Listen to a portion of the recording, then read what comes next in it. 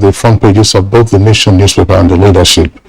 And then we'll go over to our reviewer. Kano, that's from the Nation newspaper now. Kano gets over 3 billion naira for housing project. Presidency defends Ebiofile over alleged 89.1 trillion naira stamp duty collection.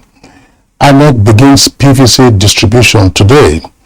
Niger Delta's slam Atiku for sending Okowa to Jonathan. Nobody can split G5 and allies, says Bode George. NUC working with ICPC to flush out illegal varsities. That's one of the headline there. And Shekau, that's the Boko Haram leader, is reported here on page 5 as saying that he had 83 concubines. And the lead story says, Wike, that's the kicker, same faith, not reason to dump South candidate. Ipman to get petrol direct from NNPCL, oil giant in move to end product shortage. NDLEA seizes drugs in powdered milk and baby food at Lagos Airport. And very quickly, from the Leadership newspaper, we also take some headlines below the nameplate. Investors abandon 250 billion naira auto gas project intervention fund. And then on the right side there, the first column, it says PAP, that's Presidential Amnesty Program, to absorb ex-agitators in MDAs and security agencies. iPhone users to pay $11 per month for Twitter blue checkmark. Right, Chukwudi. I will start on a very positive note. Positive because this is good for dear country. Oil production hits 1.18 million barrels per day, highest in 7 months. That is good news for us. Now, some 6 months ago, we were talking about 900 million barrels per day or thereabout. Look at the leap. I think this is very good for meeting the expectations of Nigerians in terms of servicing the budgetary estimates. This is very good. We didn't hear that more people were employed. We didn't hear that new equipment was procured. So, logically, I want to think that the holes that are being plugged in the pilfering, shameful pilfering that has been going on, is largely responsible for this. On another positive note, Ipman to get petrol direct from NNPCL. Now, this one links me to the fact that yesterday I was able to get fuel easily from a filling station in Abuja metropolis. And it was not just the filling station that had no fuel, that had no queues. There were 3 other ones I could count, meaning that the Clarion Call, the stake, excuse me, the stake would you like some water? Waved by the DSS would seem to be working. But they quickly followed that up with, we had dialogue. Norman, Ipman, NNPCL, and DSS, we had dialogue. Yes. Whatever has led to the latest happening is easily uploadable. I think it is something we should all thank Providence for. Because moving towards the Yuletide with this kind of fuel scarcity was a story. It's not something that anyone would look out for. Then quickly, the last one, currency outside bank, COB, the other time we were told it's about, is it 2.73 trillion naira. That means that money is in the informal sector. Now, we should remember that one of the things the CBN is trying to do is to see whether the money that is banked in Nigeria moves at least up to 3/4 of what is in circulation. Because when people complain about the cash limits, the central bank's latest redesign of the Naira, bringing money in, they're not looking at what the CBN is trying to do. Well, there are complaints by even political parties that the ceiling being put on withdrawals by individuals and companies is targeted at them. Yes, they say that the cashless policy will choke political process, fundraising. Then policy will create logistic problems, paying party agents nationwide will be difficult. That's from ADC and ADP. But let us quickly remember that nobody says that this is the limit to what we can transfer. They are saying this is the limit to what we can withdraw. So is it that we have not tried as much as we can to bank so that seamlessness, reasonable level of seamlessness will occur between people who, among people who want to exchange, monies. I think this is something that we should all look at. The National President Association of Mobile Money and Bank Agents of Nigeria, that's Victor Olojo, is saying that 1.4 million POS operators are likely to lose their jobs because of this, limit as to what can be withdrawn. Maybe that is what the CBN needs to look at, because if a POS operator cannot dispense up to 1/3 of what he used to do in a day, that doesn't help his earning at the end of the day. That's what I think concerning that. Well, I think maybe they're trying to encourage electronic banking so that everything is done electronically. Yes, I think there's no limit to electronic banking. Yes, the informal sector is actually not helping calculate the financial life of Nigeria. It's not. Well, for motorists in and around Abuja, the city itself, and elsewhere around the Federal Capital Territory, there is some relief in terms of the queues that have eased off on account of the intervention by the DSS, which issued a 48-hour ultimatum to operatives in the downstream sector. And this is really should be a shame, nothing to applaud, in my opinion. Why would it take the DSS leaning on its mandate to ensure that threats to national security are averted before we start getting fear? There is an agency mandated by law, which is now known as the authority. One of the two entities created out of the former DPR. The commission deals with upstream, and then the authority deals with midstream and downstream. So is there a failure of regulation? And you have staff, everybody is busy now making noise and saying we will ensure that there's an end to fuel scarcity. Where were you? We had a number of conversations on Good Morning Nigeria, and persons were pointing out the bottlenecks. And it seemed as if nothing mattered, nobody was willing to act. So who then controls the authority if the authority itself is not up to its duty? If the authority, because we had guests here who were saying that there were instances of internal diversion of products, aside from smuggling and so on and so forth. Why would it take the DSS to issue this threat, and then suddenly, we're having a respite? For the past 3 months or so, all kinds of excuses. Hey, flooding at Lokoja. Hey, bad roads. Hey, this one, the other one. Now they have said, release the products, and then we are selling the products. That's it was artificial. Yeah, I know. I will have to comment. I will really have to comment Good Morning Nigeria. For insisting that the conversation must go on. And on last Monday, after our conversation, there was a lot of promises, and I believe it triggered the reaction of government, and now we're having respite. Nigeria was really involved in but what is important is that, look, there is an agency responsible for monitoring that subsector of the oil and gas industry. That is the authority. Why did the authority fail in its duty? And they have not complained about not having the tools for enforcement. No. Because somebody said, it is not that Nigeria has no laws. Enforcement has always been the behavior and the political will to do it. Because as part of the implementation of the PIA, which is the Petroleum Industry Act, there were all kinds of moves. Who wants to go who wants to be transferred to the commission? Who wants to remain in the authority? Who will have more money? Who will have more pay? People are just concerned about self-dealing, or just concerned about positioning, rather than saying, look, what is your mandate, and how do you fulfill that mandate in line with the dictates of the law? And we have said this is one clear instance that, look, we have to be concerned, because going forward it might repeat itself. Allied to that is the story on the front page of the Leadership this morning.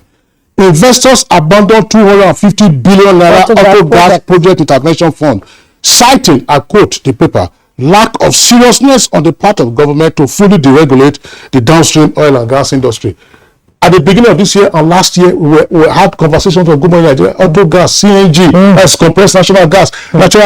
They were going to retrofit a number of vehicles so that they could use petrol and then also use gas. If you go to some gas stations in Abuja, I went to one of them in Jabi. I went to one of them, Jabi, the gate was locked like this. Another time I drove past there, the gate was opened. I asked them, when they sell gas, I said, no, we're never ready. So, the reason I'm raising it is that in the months that the FCT, for instance, and I believe elsewhere in the country, where we have been under tremendous pressure from fuel scarcity, where were the vehicles using auto gas?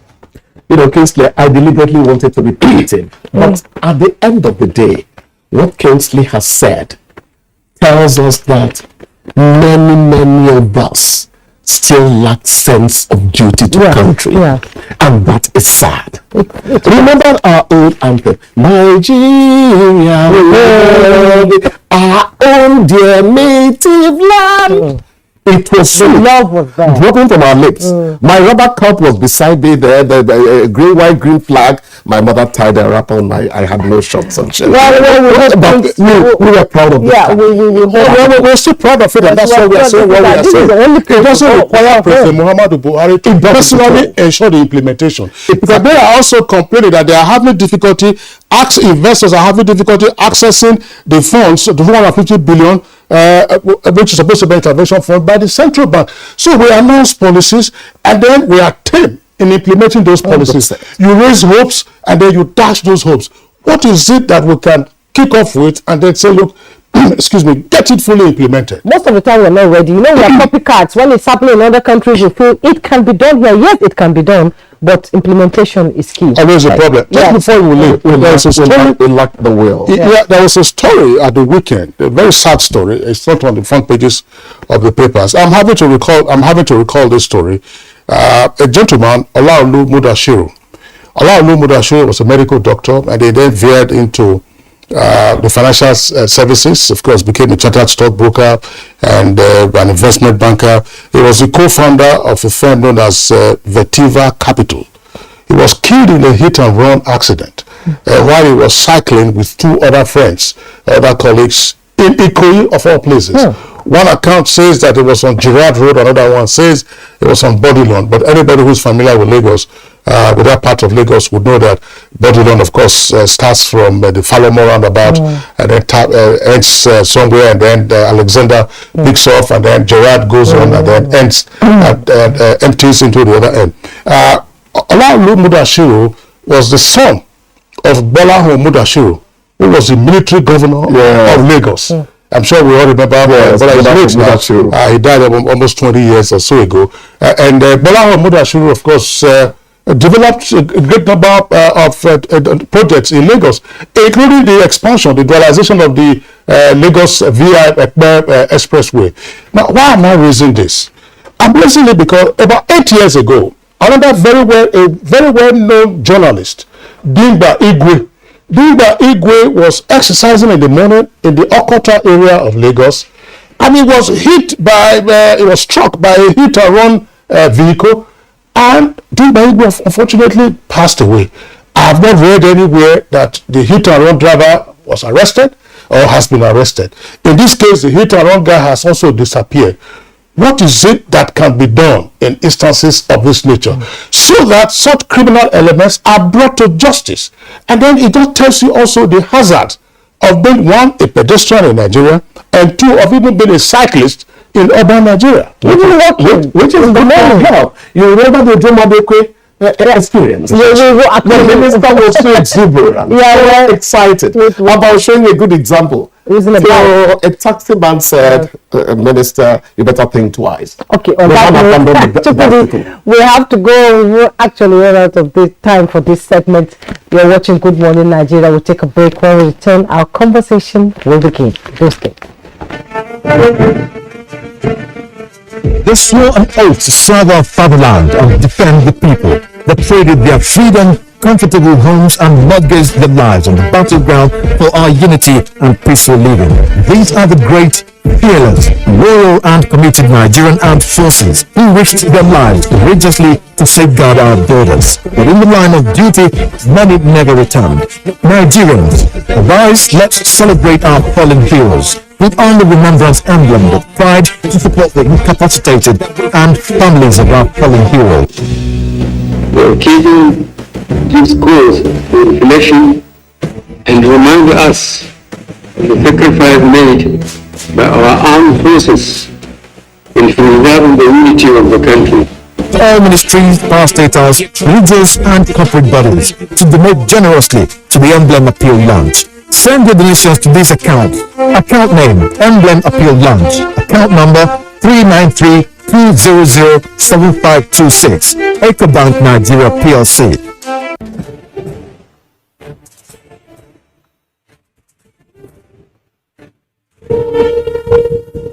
Finally, the hero of Nigeria's democracy has arrived. He shall usher us into a new phase of development, peace, and prosperity. He is the father of the new Nigeria, His Excellency President Muhammadu Buhari, GCFR. Welcome to another season of giving Nigerians hope yet again. We are sure of a great future for both ourselves and generations yet unborn. We look forward to your leading us as a nation into our manifest destiny. Though the challenges against us as a people are many, we know that your leadership shall set us on the right path to our greatness. A new dawn beckons on us all, and having you as our president is a precursor to this. Thank you for believing in Nigeria. This message is from the Nigerian Television Authority, NTA.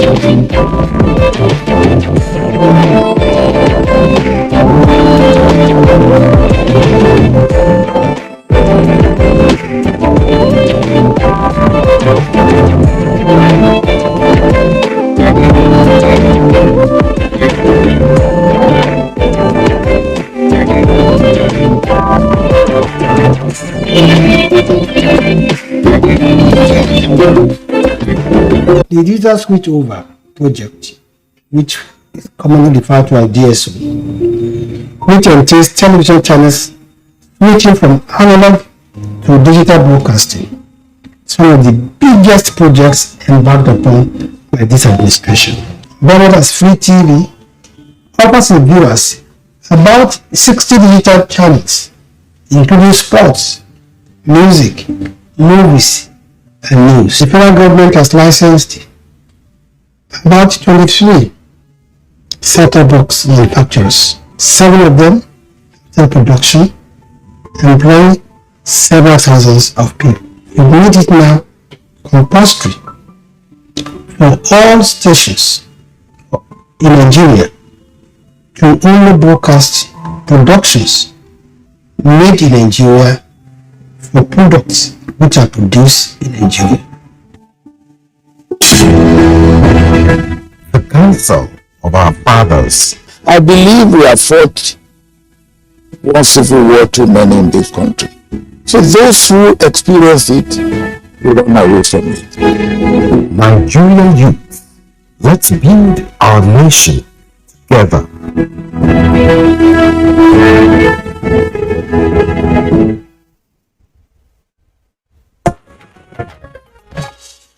Welcome back. Another prompt for our conversation, which is on refocusing development at subnational level. There's a background report by correspondent Abdusalam Jibril.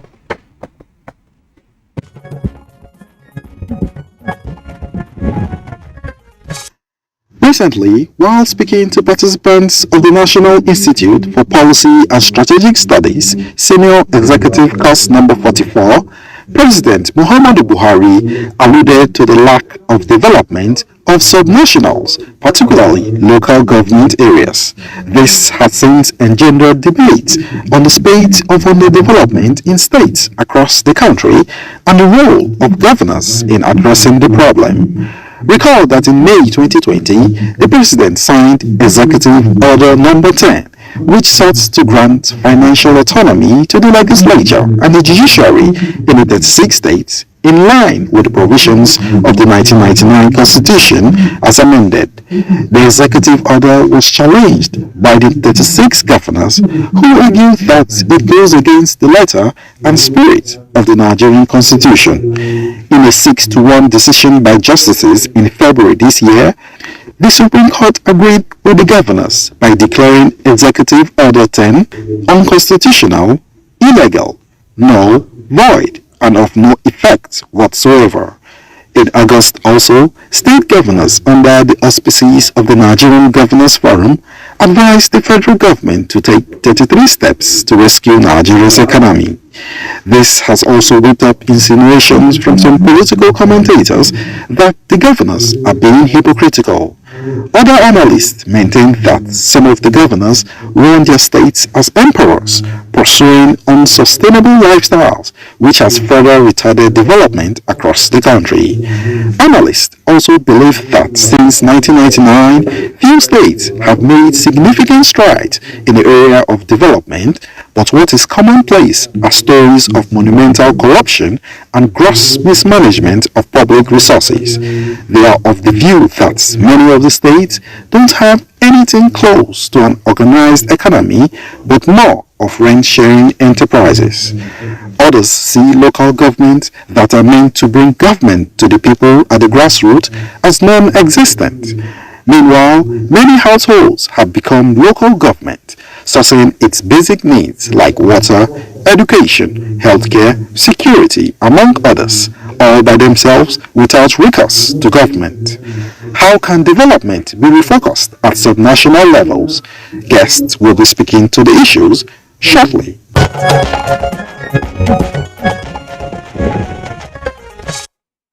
Many thanks, Abu Salam Jibril, for that background. With us now to discuss matters pertaining to the subject matter, let's, of course, introduce here in the studios Dr. Iroro Stephen Ezu, a political economist and development expert. He teaches, of course, in the Department of Political Science and International Relations at the University of Abuja. Dr. Iroro, we're glad to have you this morning. Thank you very much. Good morning, Nigerians. All right, and from our Lagos studios, we've been joined this time by a regular on the program. That's Shuaibu Idris. Shuaibu Idris, of course, is a former banker and is currently the managing director, CEO, Timeline Consult. Shuaibu, morning and welcome to Good Morning Nigeria.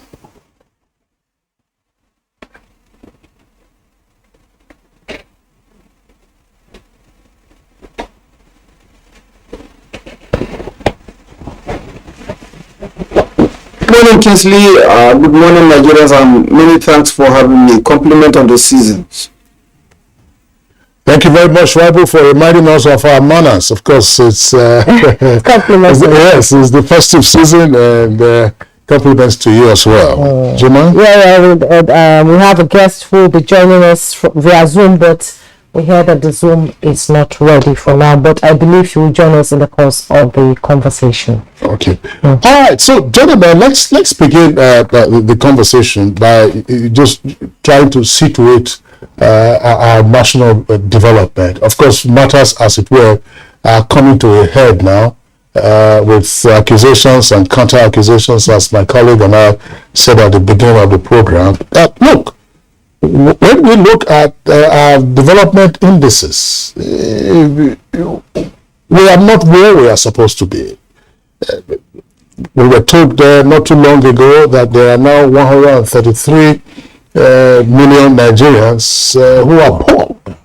out of a population of just about 200 million. So the figures keep rising, and we did say on one occasion that yes, President Muhammadu Buhari is president of the Federal Republic, but these 133 million Nigerians who are poor reside in states and local governments. Mm-hmm. And from time to time, usually on the occasion of Democracy Day or National Independence Day, we try to take a look back and looking at the Minister of State of Finance and Budget and National Planning, that yes, we see work going on at the subnational level. They are busy building bridges, flyovers, they're also busy building airports. But when you look at the quality of life of the people, it leaves a great deal to be desired. And I'll cite one example and I'll leave the conversations to you gentlemen.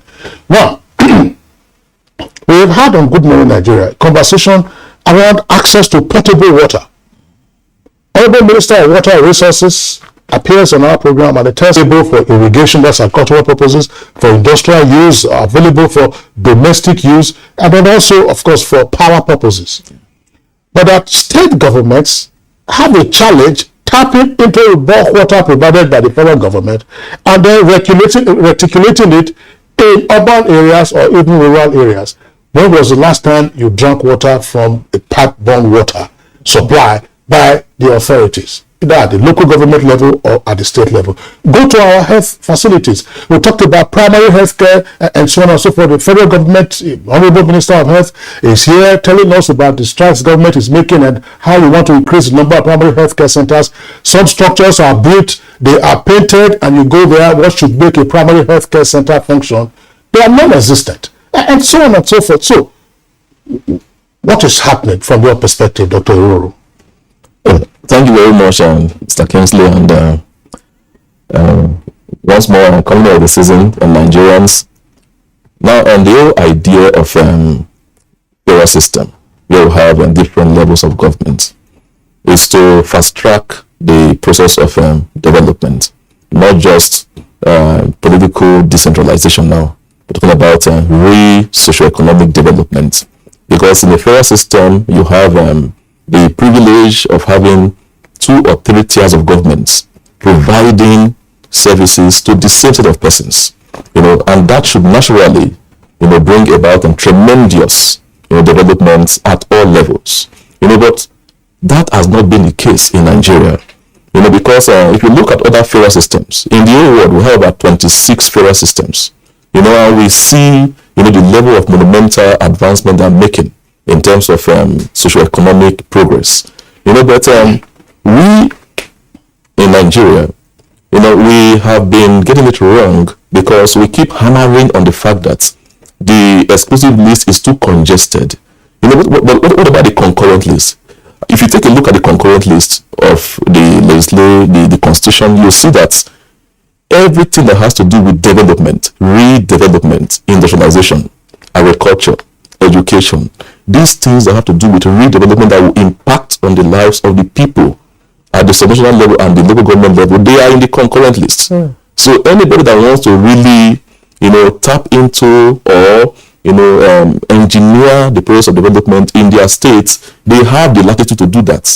So there's no point of trying to hide behind, this idea or this misconception or misperception, trying to deceive Nigerians that the center is too powerful. That is why they cannot do anything at the state and local government level. Now we keep talking about grassroots politics. We're talking about grassroots economics. And that is where we get it wrong. Now I have engaged in several researches and also conducted development assignments across many states in Nigeria, and I have seen the tragic rural urban migration as a result of the failure of development or lack of development at the rural levels. And of course the implication of that is about stretches the infrastructure at the urban and semi-urban areas, and of course it leaves the villages, the communities, the rural areas more and more underdeveloped.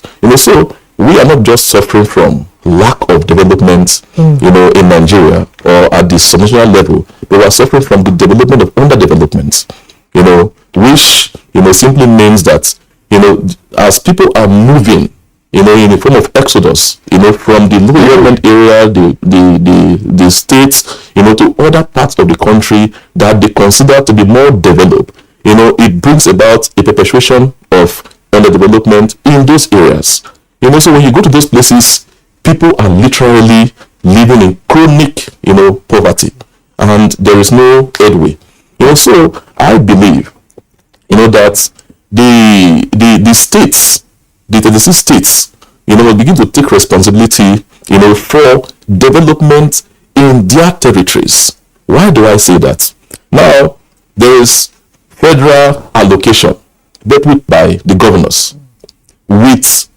without any meaningful, checks, and balances from the state House of Assembly, because the lack of trust are like emperors. So there's no checks. At the national level, you have the National Assembly, which checks the president, and they are active in doing their responsibility. But at the state level, the legislative arm is like an extension of the executive arm. It's like a bureaucracy, one of the ministries, in the executive. And that is why they cannot do their job. And when you have people who only passes budgets, and give the governor, the leeway to spend money, but they don't have that corresponding, authority to check the excesses of the governor, then there will be a problem. Now, if you look at our revenue mobilization, the sharing formula, the federal government takes about 52%. The state government takes about 26%. The local government takes about 20%. Now, but that the local government money is also paid together with the state government money.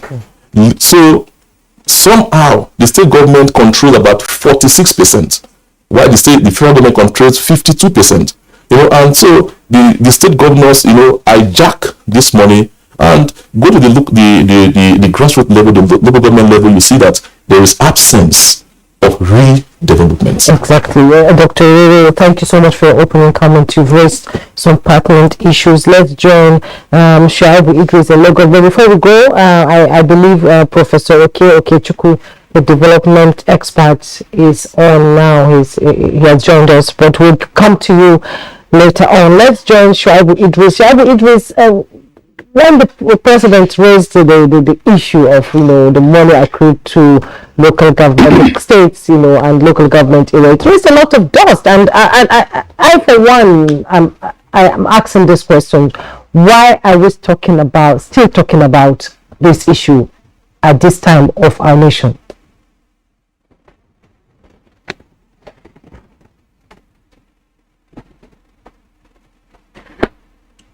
Very much, Juma. I think there is even no better time than now to talk about these issues, because as Kingsley earlier on alluded to the fact that state governors are engaging in certain projects that probably will say leaves much to be desired. When we say state governors, we are not looking at the entire 36 state governors.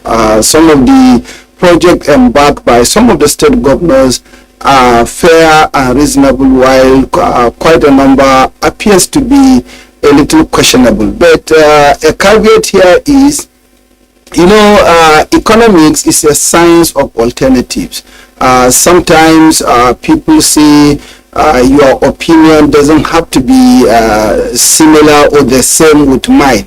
I remember the discussions at one time in this country where we had oil windfall during the Babangida's regime, and much of it was used to build the third mainland bridge. And a number of economists did question Babangida, then President Babangida, why did he use the money to construct third mainland bridge instead of other critical infrastructure such as health, education, water, sanitation, agriculture, and the rest of them. And the answer was, that is your own opinion. So some of these governors can easily say, that is your own opinion. If you think we are constructing overhead bridges, tunnel or underpass or airport, we feel this is where these expenses should come or should go rather. But you see, when rural dwellers come to the cities in Nigeria today, most of us from the villages are getting scandalized by the level of debt these state governors have taken, and much of it are spent either in the state capital, constructing, infrastructure that leaves much to be desired. Not so much of the standard of living of the rural dwellers are being improved or is being improved. It is a recipe for a serious crisis if we are not careful in the near future. Debts, humongous debts are being incurred by these state governors, and we are largely sentencing our unborn children to slavery because of these debts. As at the last time I checked, state governors in Nigeria are owing close to about 5 to 6 trillion naira. Much of it were used, the loans were used not on regenerative or what you can say fundamental aspect of our lives. Rural roads, for example. Greater proportion of our populace are into agriculture. Post-harvest losses is so high. And why do we have post-harvest losses? You will say because of maybe one or two reasons. Lack of efficient access roads that will pick up the agricultural produce and bring them into the cities, as well as lack of storage. Why are the governors not looking at areas where there could be some regenerative investment? What President Buhari did, to my mind, yes, is no longer an issue because our highest court, the Supreme Court, has declared the executive order null and void. But what I think what President Buhari should have done was a bit of a constructive engagement. There are fora where the president meets with the governors. Sometimes it is always better to to jow rather than to wow. He could have spoken to the governors, gentlemen, why don't we look at this or why don't we look at that? And maybe it is high time to begin to critically take a look at that aspect of the constitution that gives enormous amount of powers to governors. Maybe also it is a high time to begin to look at the selection process of our leaders. Because when you have someone who is well educated, well groomed, has vision, he or she might be in a better position to be quote unquote a fairer and decent leader than quite a number of the kind of material that produce as governors or even members of the state houses of assembly. The first generation of the members of the House of Assembly, houses of the state assemblies, 1999, we had some of the best crop of legislators. However, because they were reasonably independent and because the governors had awesome powers, particularly with resources, they muzzled them. Can you imagine the 36 state governors who were able to take President Buhari to Supreme Court on the issue of the executive order, but the same state governors are not giving the local governments the level of independence they desire and they deserve to even spend their money? It is serious problem for us, and it's a recipe for potential crisis in this country if it is not addressed sooner rather than later. Shuaibu Idris, I would still like to stay with you on account of some of the points that you raised. Let's take a look, for instance, at agriculture. Dr. Irodo here with us in the Abuja studios has reminded us that you have a number of items on the concurrent legislative list that should ordinarily engage the subnational entities, and more particularly also if you were to take a look at the fourth schedule to the Constitution, which is on the functions of local governments. I'm wondering, Shuaibu Idris, can we try to understand, let's first try to understand and then proffer solutions on the way forward. Why, in terms of the development focus at the subnational levels, we don't have enough attention being paid, for instance, to agriculture. It would take the federal government, under Obasanjo, it was on cassava initiative, under Goodluck Jonathan, it was ATA, that is Agricultural Transformation Agenda. Under President Buhari, we have seen a number of programs, including the Anchor Borrowers programs. But what is it that the state governments are doing? I'll give you an instance, because we have also been into farming. What is the big deal you mentioned a while ago in constructing rural roads to deal with post-harvest losses? And then what is the big deal, for instance, in purchasing and maintaining tractors in the various locations so that we can have better mechanized agriculture? The same tractors that we cannot buy, we see state governments and local governments buying all kinds of SUVs, some of them bulletproof, and then we say that, oh, we are hungry, our people are poor, and so on and so forth. What is the mentality that informs this kind of disposition to development?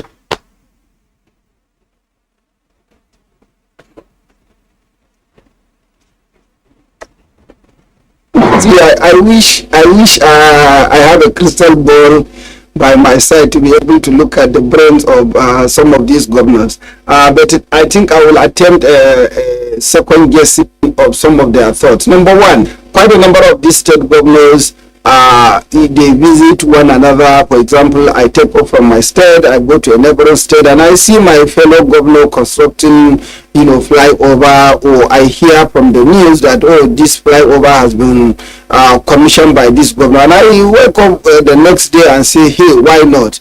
My state also deserves to have a flyover. I hate to mention names here for obvious reason, Kingsley, but I can tell you, I know a number of states that have decided to construct, governors of those states have constructed flyovers, and you can count the number of cars that those states have. So clearly, is what I can call a feel-good syndrome kind of a situation. Number two also is some of these governors tend to be thinking that if I don't do an airport, if I don't construct a flyover or an underpass or a tunnel, how will people know that I'm working? Rural roads will be hidden in the hinterland, so there is no way, I will be able to, to be looked at as a performing governor. It's largely, euphoric rather than the impactful, project that they should be. Some of those even bridges, they are so expensively constructed and unfortunately poorly, extremely poorly executed. Quite a number are so narrow. Some of them have had to be even pulled down. I know of a state where the bridge is so narrow that cars are even falling over the bridge. I mean, you can't understand this.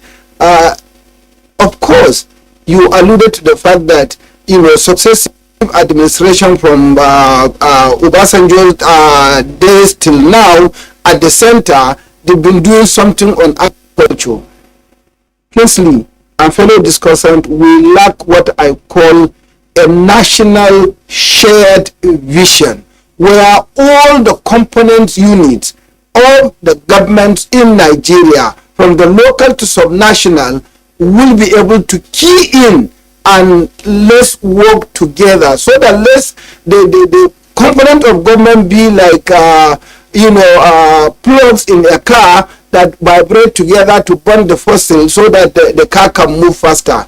Unless otherwise we begin to have a shared national vision, not just a national vision at the center, wherein the subnational are not keying into that vision, we will probably not have achieved any means of development. The Minister of Water Resources was right to say the federal government could construct dams, but that is also part of an item that is in the concurrent list. State government too can construct dams, but when the dams are constructed by the federal government, the state governors and indeed the local government are supposed to key into that. The 11 river basin development authorities that we have had since Shehu Shagari's regime till now, what are we using them for? Where are the state governments that where these dams or river basin development authorities are cited? What have they used them for? We need to fight this poverty that you alluded to in the introductory part. We have 133 million Nigerians poor in a process or at a time when the central government is saying that we want to take out 100 million population of Nigerians out of poverty. What a contradiction. We want to take some out and we are getting even more in. And largely because if you remember when we discussed about budget, the spendings are not targeted spendings to help regenerate the economy, expand the economic base, reduce our rural urban migration. We've been doing a lot of we start something, we abandon it. During President Babangida's time, there used to be Directorate of Roads, Rural Infrastructure and Co. What happened? The purpose of that agency called DFRI was to reduce to the barest minimum rural urban migration. What are we seeing today? What happened to that thought? My dear brothers and sisters, I'm sure we will agree that if we don't take decisive action, rural dwellers will either swank into the cities or begin to organize themselves and possibly come after those of us that are living in the cities. Yes, thank you so much.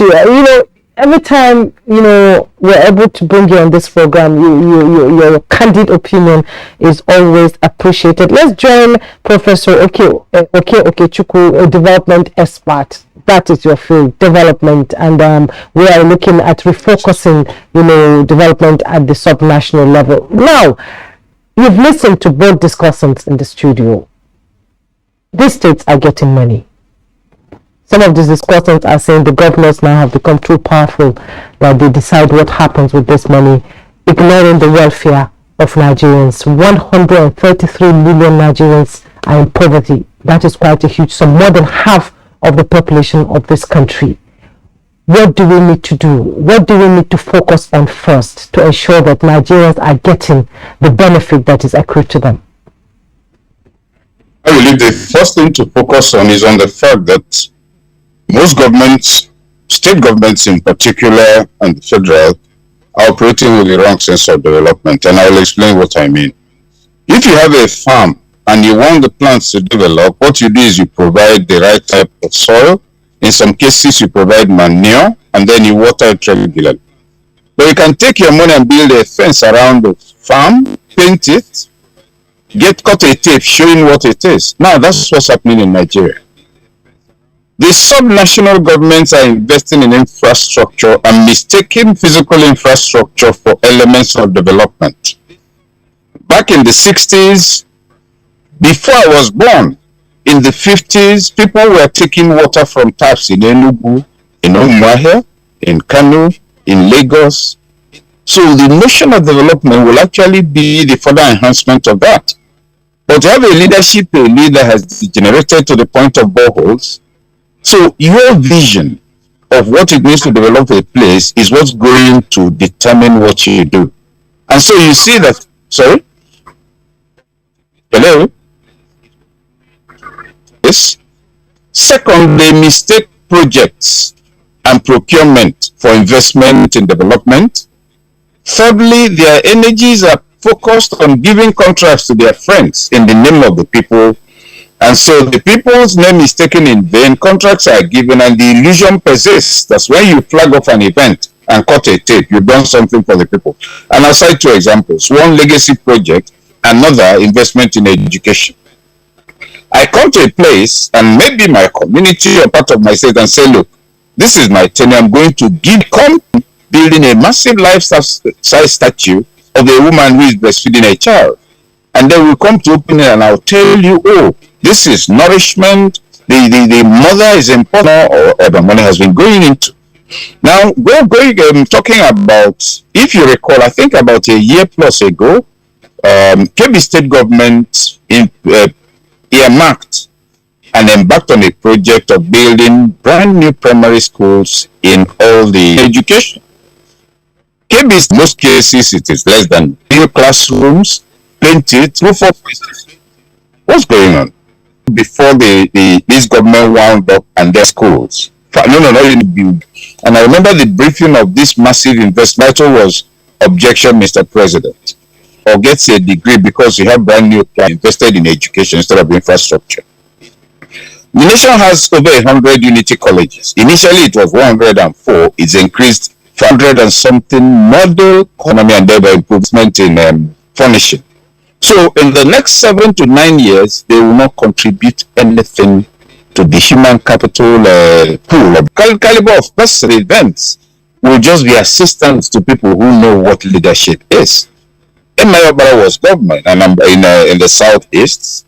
Samadu Bello was governor in the north. Obafemi Awolowo was governor in the premier, actually, but I prefer to use the word governor in the southwest. What did they do? Northern Development Corporation, Groundnut Pyramids, Ahmadu Bello University, the Cocoa House, investments in all sorts of things, palm oil in the east. These are men who understand that development means putting in place what the environment and people need in order to keep improving themselves and the quality of living.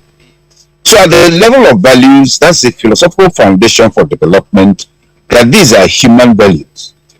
At the level of infrastructure, these are the things you will build. If you have money to build an expressway in a place where there are no vehicles, what you do is to invest in what they do.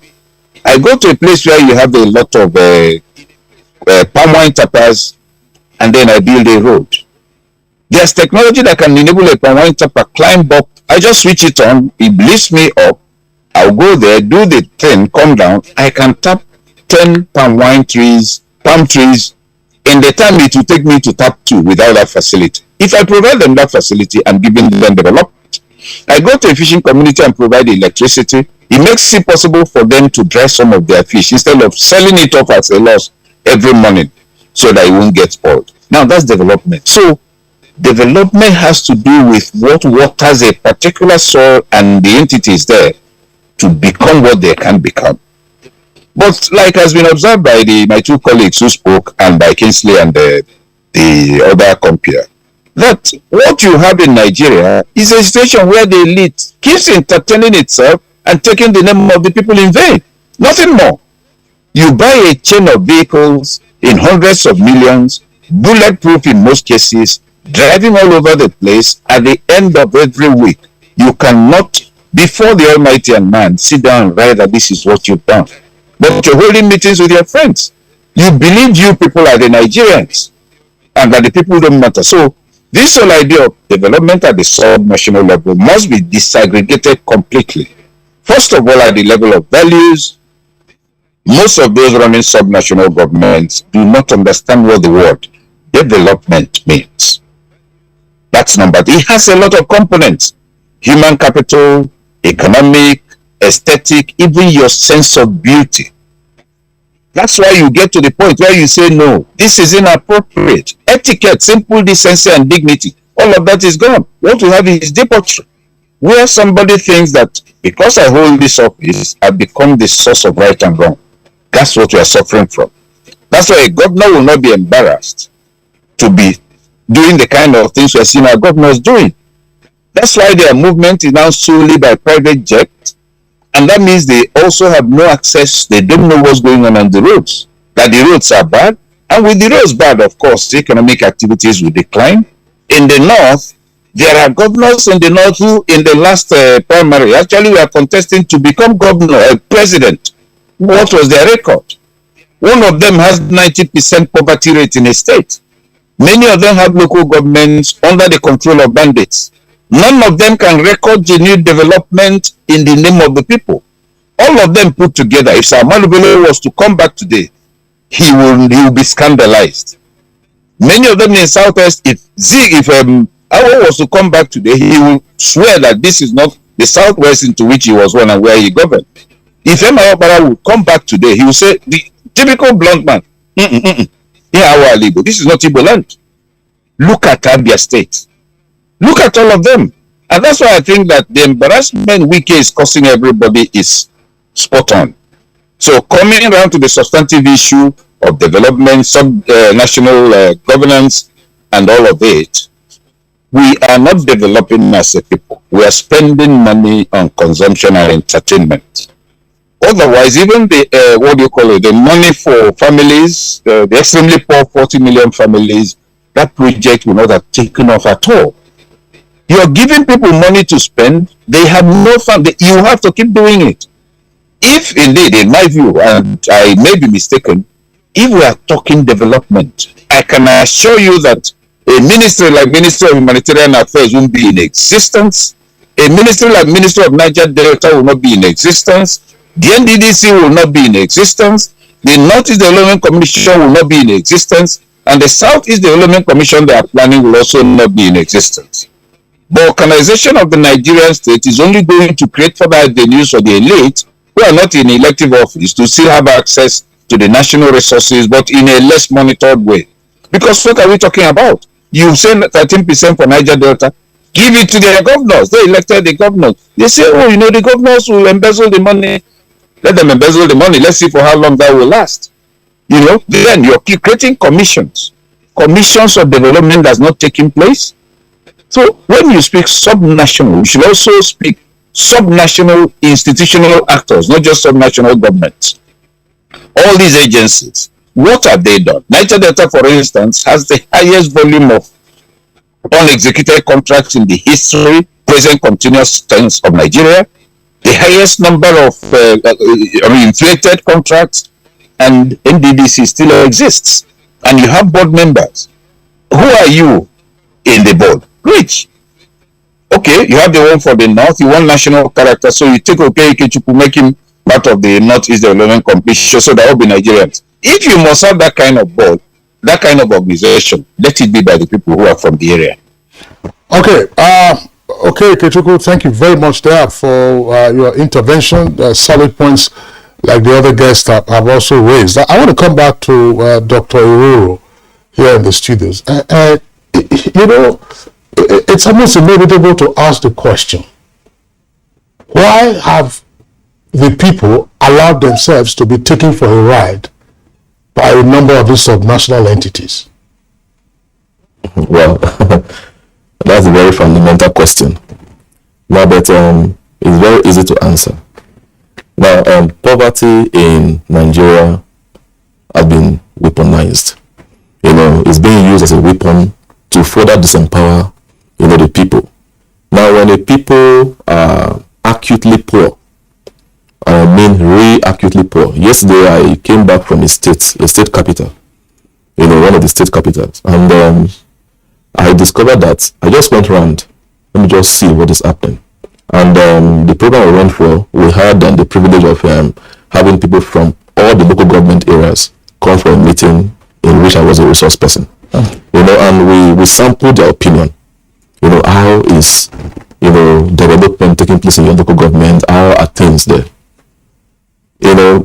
Coincidentally, the state is a state where bandits operate, and they said that about 12 of the people that came from the local governments, about 12 local government areas, are no-go area, because of issues of banditry. Of course, that one also affect the economic lifeline of the people. So now I believe that banditry itself is a creation, of the circumstances that we have found ourselves. It's not something that just came out from the blue, because there was a time when there was no banditry, there was no Boko Haram, there was no militancy, and so on and so forth. So now, I believe that the people have become so disempowered, that they find it very difficult to even question, people that they should question. Rather, they will be, transferring their aggression, to people that they're not supposed to transfer their aggression. On each other. Yeah, or on each other. So I believe that the people at the grassroots level, the people at the subnational level, they have become so disempowered to the extent that anybody that gives them peanuts, they sing the praise of the person, not minding the fact that they have collected humongous allocations on their behalf. So they engage in ostentatious lifestyle, where the people are suffering, and dying. And the truth is that many people are really dying. You just go to your village and discover that some people are no longer there. You think that they travel. They didn't travel. They just died. Because of what? Lack of, means of livelihood. Some of them out of depression, out of frustration, and so on and so forth. So I believe that the people can only question, how their resources are being used if they themselves are empowered. Not just being empowered educationally now, because there are some educated minds, that still engage in pettiness because they don't have anything to live by. When I went to Ekiti State during the last election, we were privileged to travel the states, and I discovered that able-bodied youths cannot boast of 1,000 naira. They fight over 1,000 naira. Over 5,000. Why? Because they are unemployed. Now there are three major indices that we also reckon with about development. One is poverty. What is happening to poverty? What is happening to unemployment? And what is happening to inequality? So when we look at these indices, go across the states, you see that they are increasing. Poverty is increasing, unemployment is increasing, inequality is increasing. Abuja, for instance, there are many people who are not supposed to be in Abuja, but they are here, and they are causing havoc. I tell you from personal experience, when I was in Gwagwalada, I was living in Gwagwalada, you see these area boys who are not supposed to be in Abuja at all, because they're not doing anything, but they must survive. So what do? They attack houses, they raid houses, they attack places. And I was a victim. So you don't see that people, you just see people engaging in vagrancy, they are not doing anything. So and how do you explain that? So this rural urban migration, as a result of the lack of development at the rural level, at the subnational level, and so they are causing havoc, on those, because they believe that everybody in the urban center who is doing one work or the other is enjoying, is part of those who are sharing the own cake, and they want to get their own share from it. So I think that the people are a bit disempowered and they must be empowered. One of the things that Awolowo did during his time when he was the leader of the old Western region was that he empowered his people, not just education now, but material empowerment. The same thing with other regions. Why are the government not doing that today? It's because of the Professor Ikechukwu said, is this wrong mentality or this wrong perception of development, what development is. Now, everybody is singing the praises of a few governors who engage in infrastructure, construction and commissioning. Of course, that is okay. There's nothing bad about people constructing roads and bridges and so on and so forth. But that should not be limited to the city center. It should go to the local governments, the wards, the villages. Open up those places so that these people will also have a feel of what development entails. Because now, development cannot take place if there are no backward linkages and forward linkages. Now, we have agriculture.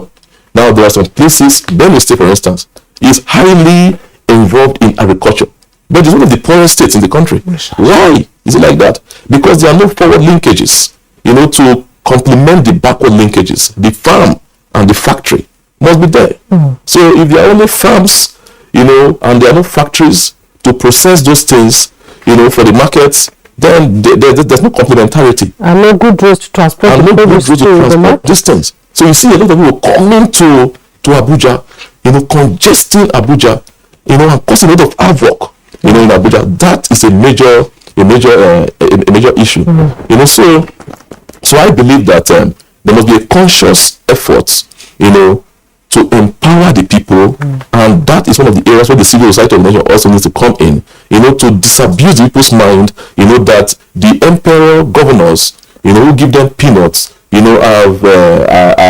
should be praised, instead of to be vilified. And for them to realize that this money is theirs. Yes. It doesn't belong to the government. Of course. Yeah, but I know that we're going on a short break now, but you just made a point about the role of CSOs and therefore NGOs and CBOs.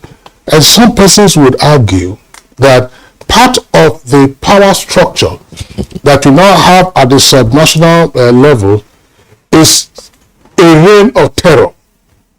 so that the henchmen who are in charge at the subnational levels can readily target CBOs or CSOs that are based in their localities and then drive them out of town.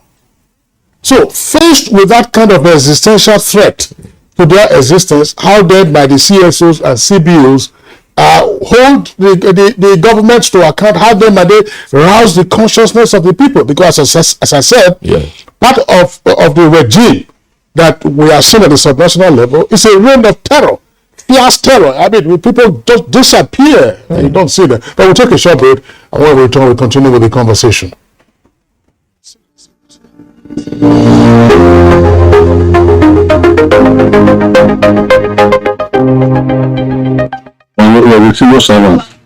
I'm a teacher by profession. I came as a nurse.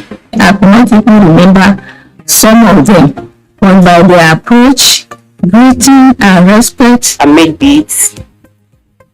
I liquid soap with, I have stopped buying liquid soap from the market. I make it and I teach these young ones how to do that.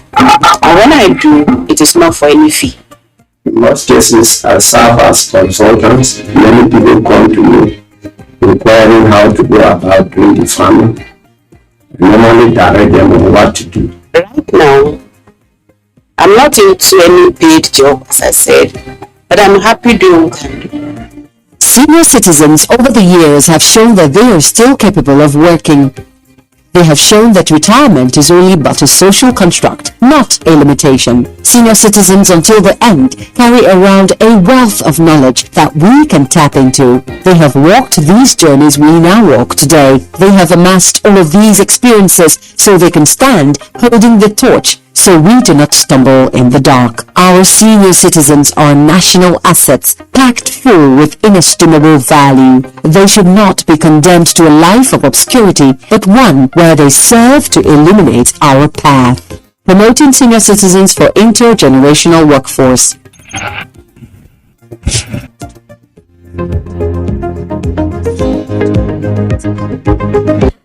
The security challenges we have faced as a government have been daunting, from terrorism to banditry, to kidnapping, to separatist violence, to crude oil theft, to armed robbery and Sunday crimes.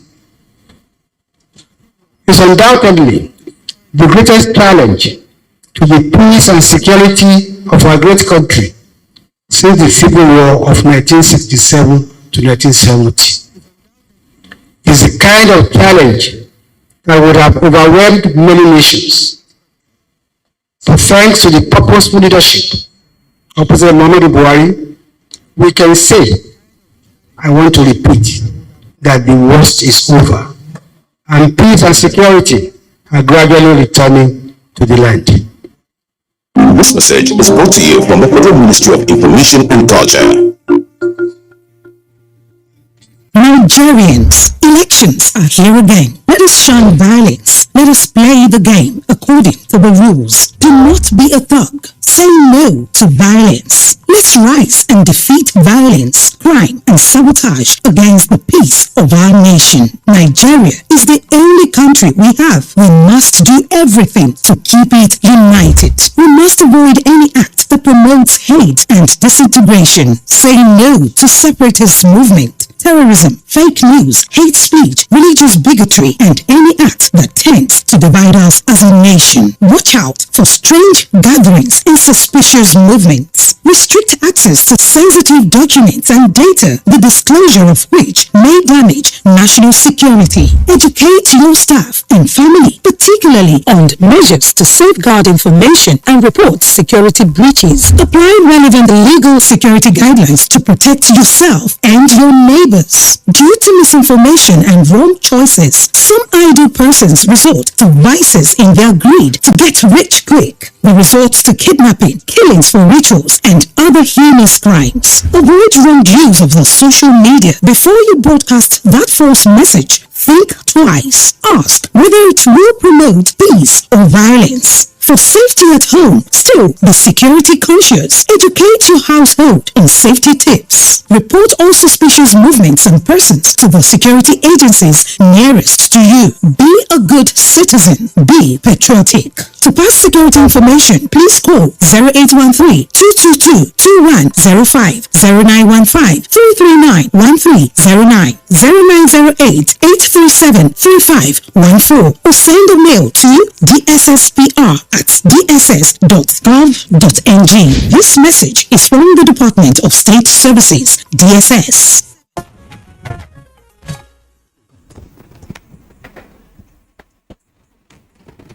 All right, you're welcome back, and it's still Good Morning Nigeria, live on the network service of the Nigerian Television Authority. We're having, of course, a very interesting conversation around the refocusing of development at the sub-national levels. I'm sure our viewers are quite familiar with the phrase now, ungoverned spaces, which have been taken over in some cases by bandits and terrorists, even though lately the security forces have been doing their best to flush out these bandits and terrorists from the ungoverned spaces. Those spaces became ungoverned because of the absence of government in those locations. So our three guests are still with us. Kechuku with us via Zoom, Shwaibu Idris in Lagos, Irere Izu here in the Abuja studio. So let's go back to Lagos Network Center. Shwaibu Idris, one issue I want to raise, I know that we can't possibly exhaust all the perspectives on the conversation this morning.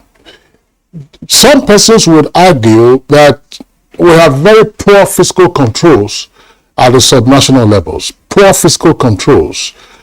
We have, of course, state houses of assembly.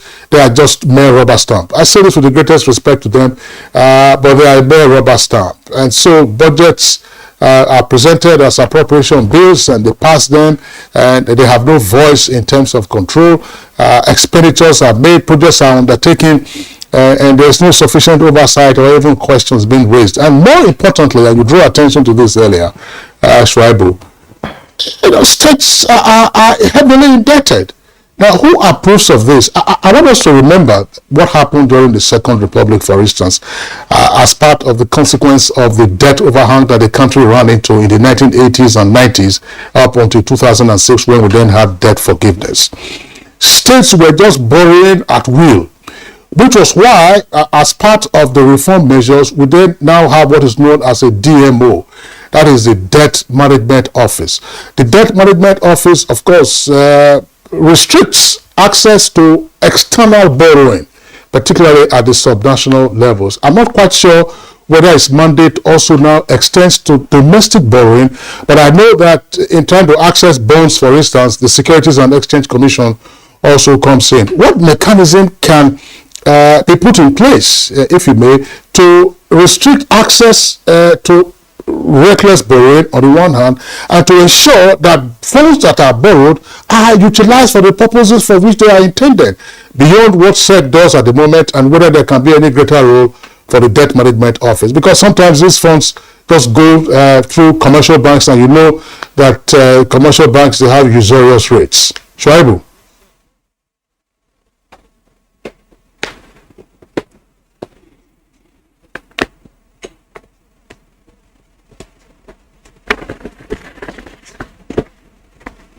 Thank you once again, Kingsley. Number one, maybe I will significantly differ with you as far as fiscal responsibility at the subnational level, whether it is weak. I will say it is not even there. Maybe at the central government is weak because it is there, but at the subnational it is not even there. So don't even say that it is weak.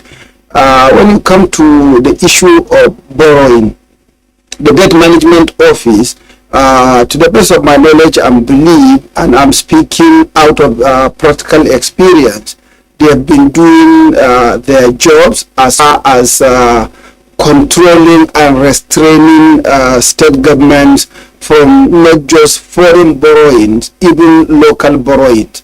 No state government is expected or allowed to go to any commercial bank or to go to the capital markets or money markets to raise money without first getting clearance from the debt management office. I've come across one or two states that wanted to access money from commercial banks and from the capital markets, and the DMO looks at the figures and said, "Here, you can't do that, and these are the reasons."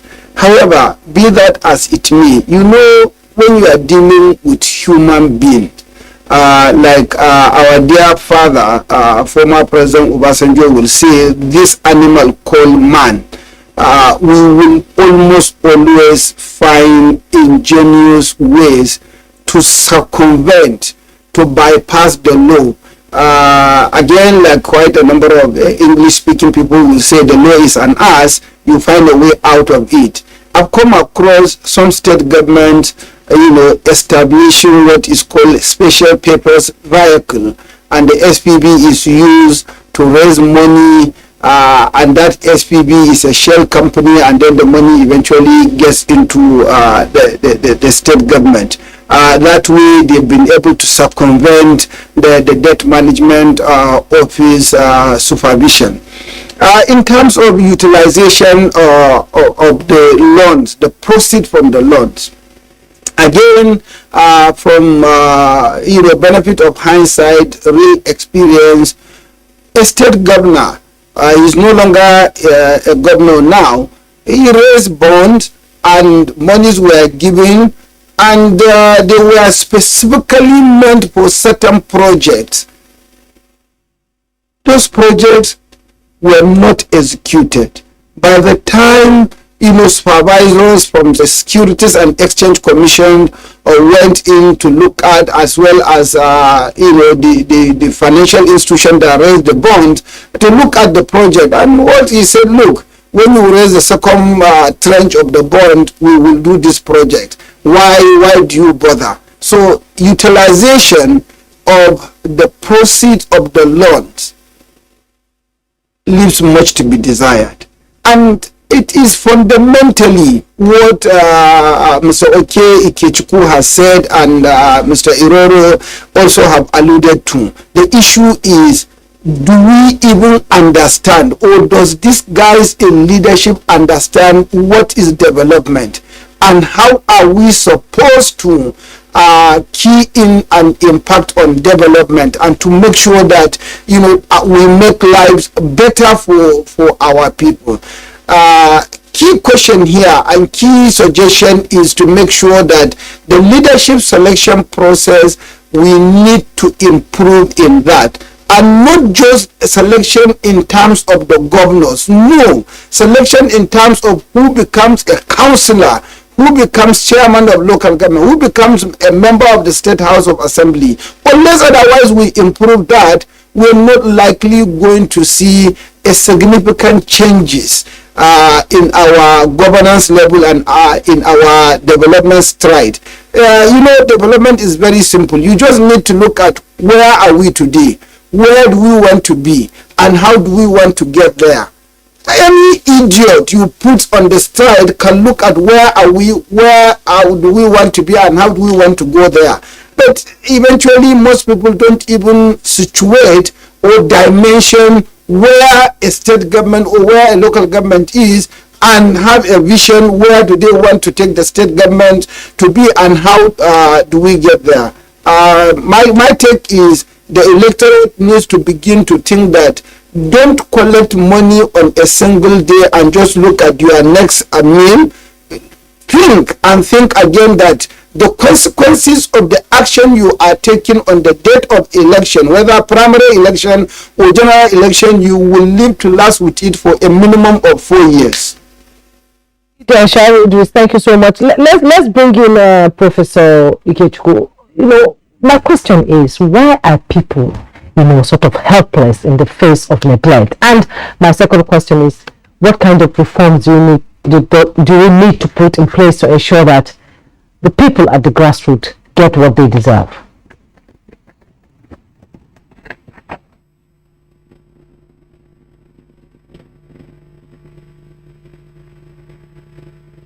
Yes, sir. Am I on now? All right. Yes, I said no. The people are not helpless. They are making conscious choices. It just happens to be that the choices are wrong. And in many cases, the choices are guided by ignorance.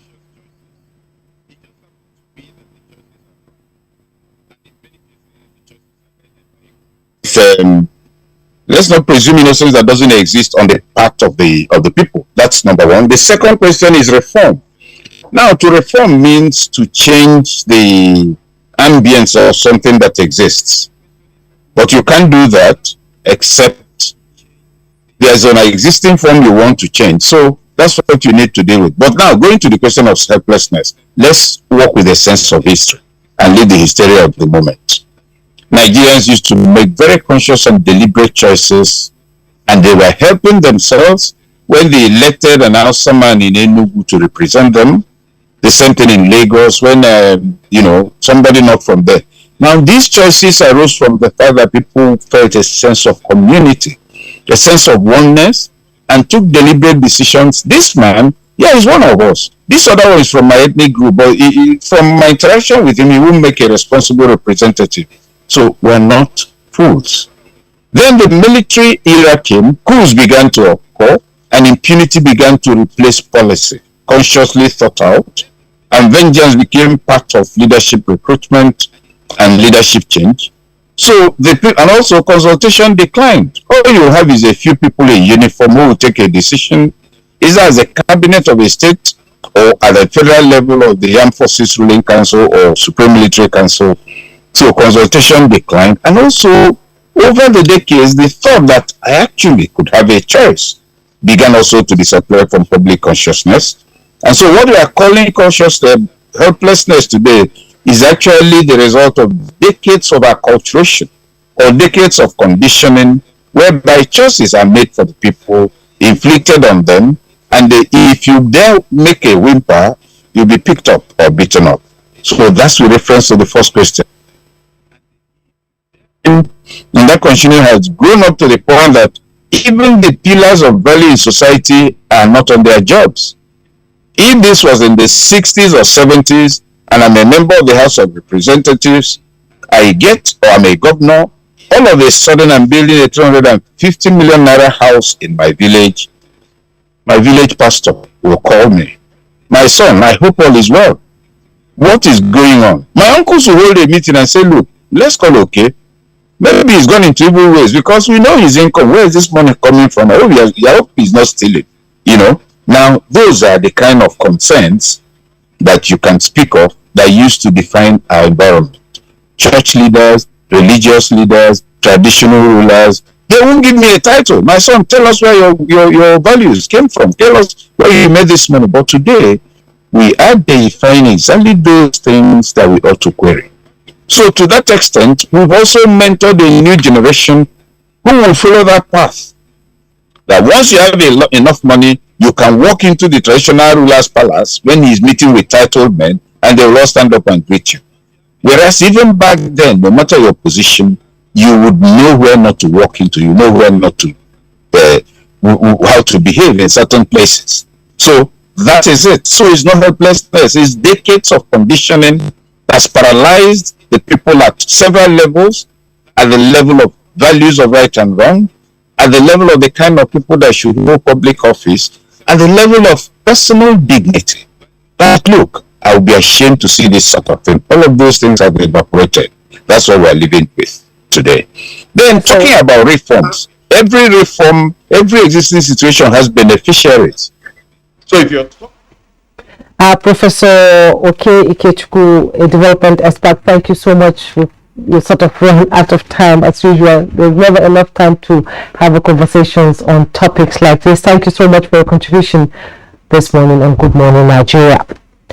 And Shuaibu Idris, he is the Managing Director, CEO, Timeline Consult. As always, it's a pleasure to have you on the program and your candid opinion. Thank you so much. Dr. Iroro Stephen Izu, political economist and development expert, lecturer, Department of Political Science and International Relations, University of Abuja. Thank you so much for coming. My pleasure. Thank you very much. And let's take our sports update. Nigeria international Victor Osimhen was on target for Napoli, who came from a goal down to beat Crystal Palace 3-1 in a friendly game in Turkey on Sunday. Osimhen drew Napoli level in the 36th minute after Wilfred Zaha had given Crystal Palace the lead on 33 minutes. Victor Osimhen has 9 goals in 11 Serie A games this season and currently lead the scorers chart. Another Super Eagles forward Paul Onacho scored 2 goals as Genk came from behind to beat Spanish La Liga outfit Elche 3-2 in a friendly game. With Elche 2-1 ahead with less than 20 minutes left, Onacho got Genk's second goal before eventually netting the winner late in the game. Onacho has scored 13 goals in 14 appearances in the Belgian Jupiler this season, and in boxing, Terence Crawford retained his WBA welterweight world title with a 6-round knockout of David Albanesian. It's still on top of its All right, that's it for us today on Good Morning Nigeria. We hope you enjoyed today's program. Join us again same time, 7 o'clock in the morning tomorrow. I'm Kingsley Osadolo. And I am Jimmy Yusuf.